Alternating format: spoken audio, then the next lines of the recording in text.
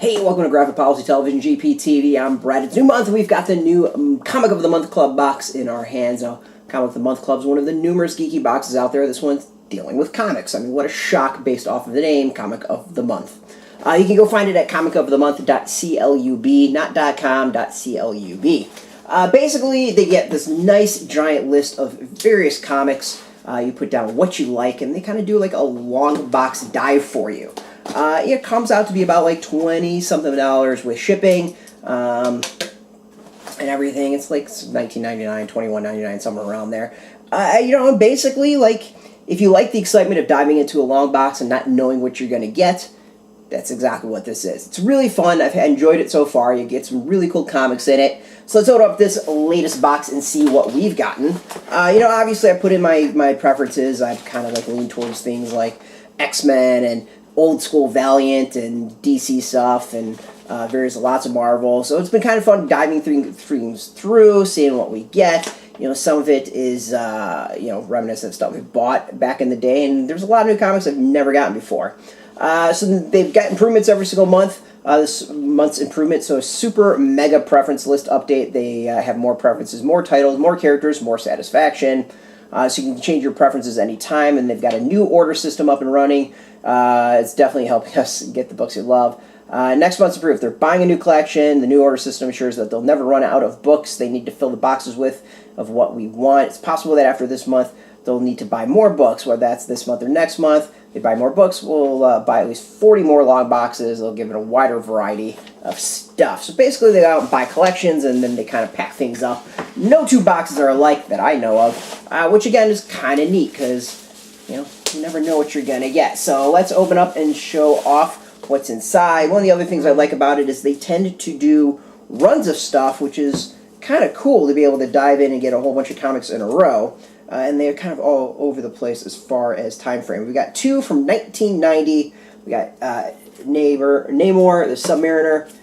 We got 7, 9, and 10 all in here from Marvel. Can't say I have ever read these. Namor is not maybe the major character that I've enjoyed. But I put on my preference. I thought it might be interesting to go out and dive into some older comics.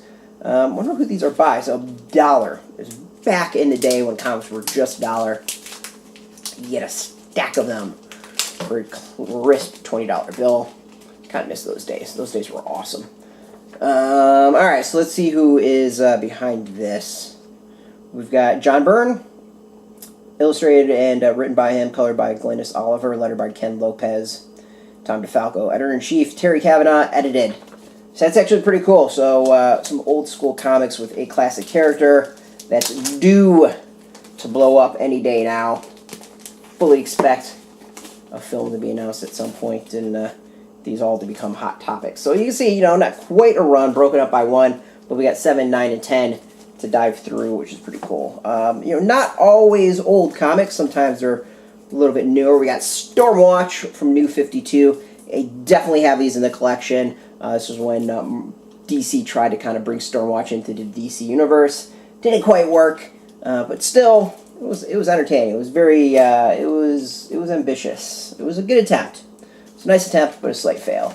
All right, we're going some old school here. Oh, there's some interesting ones. All right, we're going old school. We got Tribe. This was old Image Comics back when everything had to be like gold foiled and all that. This is probably like, this is a whopping $2.50 from April. It's number 1. I'm gonna go 1995. Let's see if I'm right. 1993. It was a little off. It was definitely in the 90s. It was 1993. So it's Todd Johnson, Larry Stroman is the art.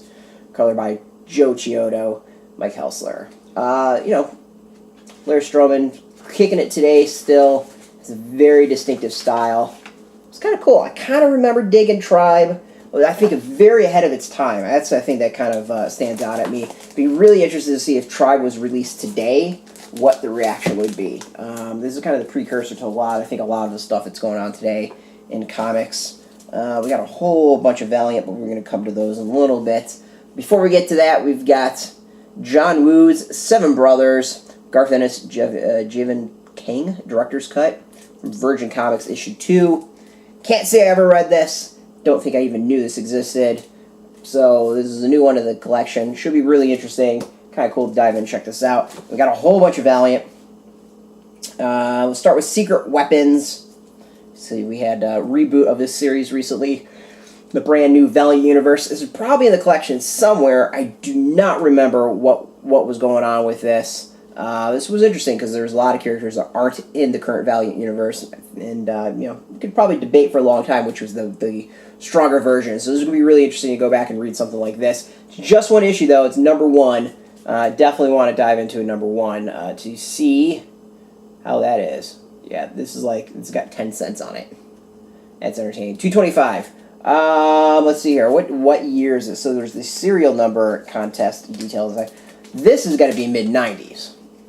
This has got to be mid-90s. Let's see here. This would be... This is written by Joe St. Pierre. Bob Wysick is the inker. Mike Cavalier is the colorist. 1993. 1993 seems to be a really important year in comics. It's probably a major year in comics, 1993. There's so many. I don't know what they are, but so many reasons. Alright, we got 3 in a row. You have Eternal Warrior from Old School Valiant as well. This is June, probably also early 90s. We got 11, 12, and 13. I don't remember tons about Eternal Warrior. I do remember digging it, though. So yeah, this is going to be kind of fun. A lot of these comics I haven't read in a really long time.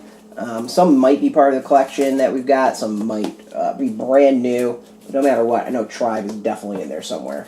But no matter what, and all the Stonewatch stuff is definitely in there. But again, no matter what. It's going to be entertaining. It's always kind of fun to go through and check out some old comics. So we got a lot here. There's 1, 2, 3, 4, 5, 6, 7, 8, 9, 10, 11. Looks like there's 12 comics in total. Yeah, pretty happy with this. This is a nice collection here. Always fun to kind of read through some old school comics. You can go sign up again at comicofthemonth.club. Right there. Go check out their website. There is a referral. Go and put graphic policy when they ask who referred you. You get a little something. We get a little something. But other than that, you know, as always, thanks for watching. Now, if you're into comics, you can check us out every single day at graphicpolicy.com. We're on Twitter, Facebook, YouTube, Tumblr, all at Graphic Policy. We like to keep it consistent. So, as always, thank you for watching. Until next time, keep reading those comics and keep it geeky.